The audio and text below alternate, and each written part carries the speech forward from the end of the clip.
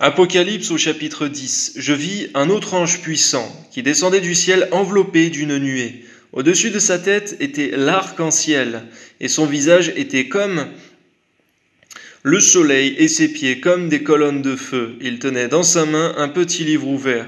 Il posa son pied droit sur la mer et son pied gauche sur la terre, et il cria d'une voix forte, comme rugit un lion.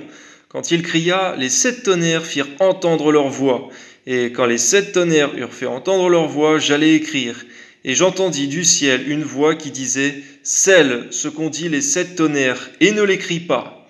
Et l'ange que je voyais debout sur la mer et sur la terre leva sa main droite vers le ciel et jura par celui qui vit au siècle des siècles, qui a créé le ciel et les choses qui y sont, la terre et les choses qui y sont, la mer et les choses qui y sont, qu'il n'y aurait plus de temps, mais qu'au jour de la voix du 7e ange, quand il sonnerait de la trompette, le mystère de Dieu s'accomplirait, comme il l'a annoncé à ses serviteurs les prophètes.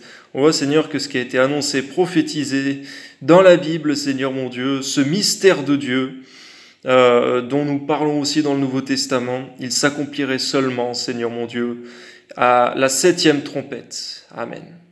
Et la voix que j'avais entendue du ciel me parla de nouveau et dit « Va, prends le petit livre ouvert dans la main de l'ange qui se tient debout sur la mer et sur la terre. » Et j'allai vers l'ange en lui disant de me donner le petit livre. Et il me dit « Prends-le et avale-le. Il sera amer à tes entrailles, mais dans ta bouche il sera doux comme du miel. » Je pris le petit livre de la main de l'ange, et je l'avalai. Il fut dans ma bouche doux comme du miel, mais quand je l'eus avalé, mes entrailles furent remplies d'amertume.